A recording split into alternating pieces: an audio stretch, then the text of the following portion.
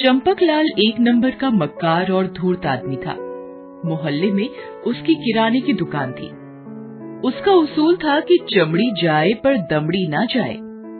चावल में सफेद कंकड़ मिलाना और दाल में पीले कंकड़ मिलाकर 1 रुपए का 4 रुपए बनाने में तो उसे महारत हासिल थी। अच्छा खासा पैसे होने के बावजूद भी वो लालच से बाज नहीं आता था। होली का त्योहार आ रहा था। इस त्योहार पर भी उसने ज्यादा पैसे कमाने की एक जबरदस्त योजना बनाई थी। उसी मोहल्ले में 4 दोस्त बिट्टू, पिंकी, राजू और गणेश रहते थे। उनकी चौकड़ी मोहल्ले भर में प्रसिद्ध थी। चारों एक ही स्कूल में पढ़ते थे और पढ़ाई हो या खेलकूद सारा काम साथ ही करते थे। एक दिन जब चारों दोस्त खेलने के लिए जमा हुए, बिट्टू, अगले हफ्ते होली है, हमें अब होली जलाने के लिए मोहल्ले वालों से चंदा जमा करना शुरू कर देना चाहिए। हाँ यार, अब ज्यादा दिन नहीं बचे हैं। ठीक है, कल स्कूल खत्म होने के बाद ये काम शुरू कर देते हैं। सबसे चंदा इकट्ठा करने में 1 हफ्ते का समय तो लग ही जाएगा।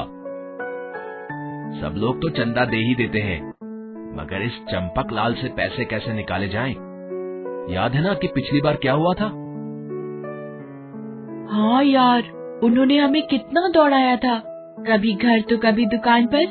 हमारी चप्पलें घिस गई थी, मगर उस कंजूस का दिल नहीं पिघला।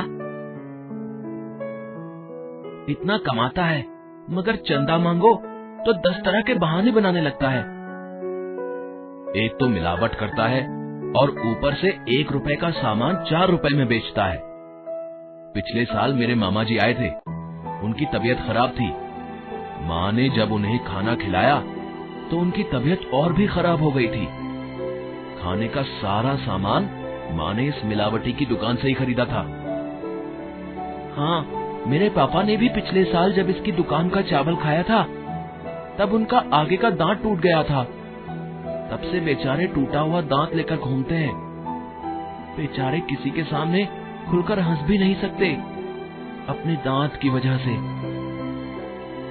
इस बार चाहे कुछ भी हो जाए, मैं इस कंजूस की जेब ढीली करवा के ही रहूंगा। ये कैसा रंग लाए हो चंपकलाल?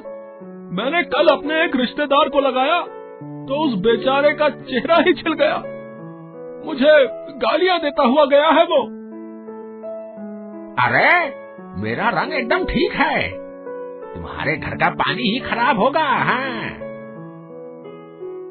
और जो मैं कल आपसे गुब्बारे लेकर गया था, उसमें आधे से ज्यादा गुब्बारे पहले से फटे हुए थे।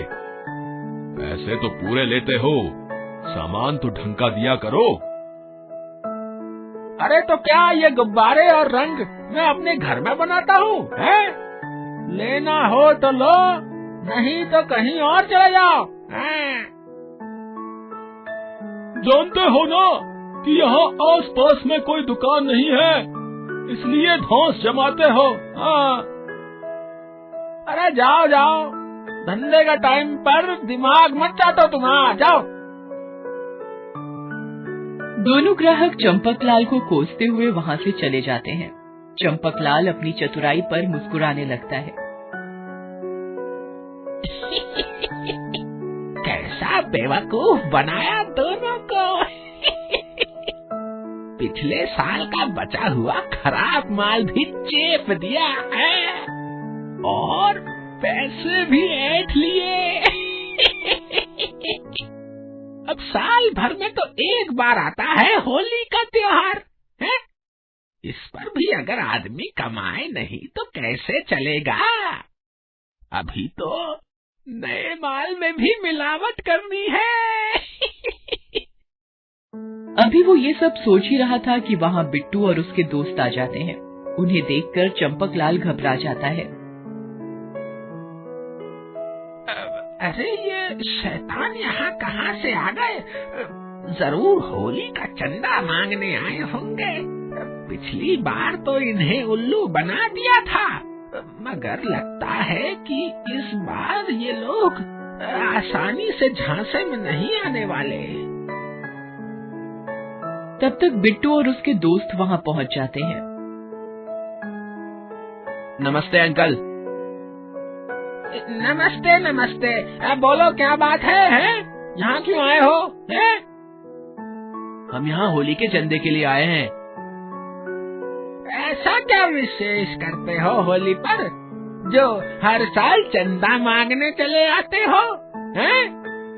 इधर उधर से 2-4 लकड़ियाँ इकट्ठा करके आग लगा देते हो बस। और अंकल, होलिका दहन देखने के लिए आए लोगों को गुजिया भी तो खिलाते हैं। अब इसके लिए तो पैसे लगेंगे ही ना अंकल। ठीक है, ज्यादा बातें मत बनाओ। तो बताइए, कितने रुपए की पर्ची काटे आपकी?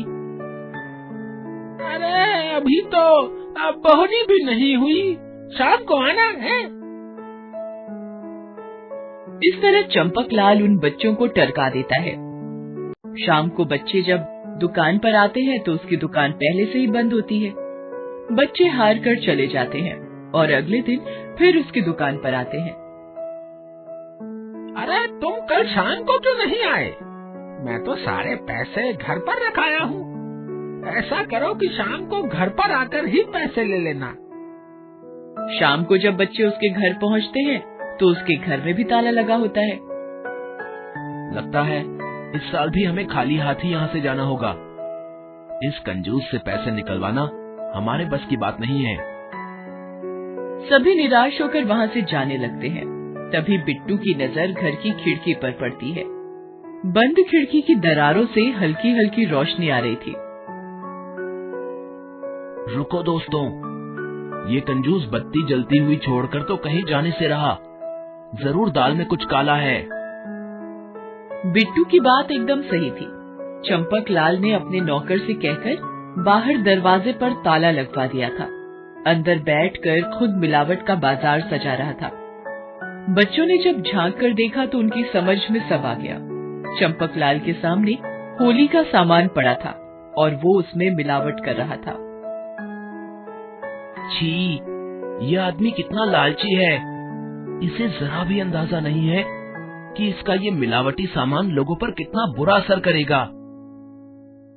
लेकिन हम बच्चे कर भी क्या सकते हैं? क्यों ना हम मास्टर जी से मिले, वो कोई ना कोई उपाय बता सकते हैं। मास्टर घनश्याम दास उनके स्कूल के टीचर थे और उसी मोहल्ले में रहते थे। बच्चे उनके पास जाते हैं और उनसे सारी बात बताते हैं। सच में यह आदमी तो बहुत लालची है।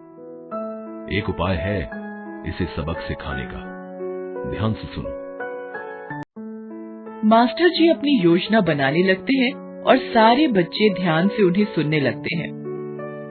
होली में सिर्फ 2 दिन बाकी रह गए थे।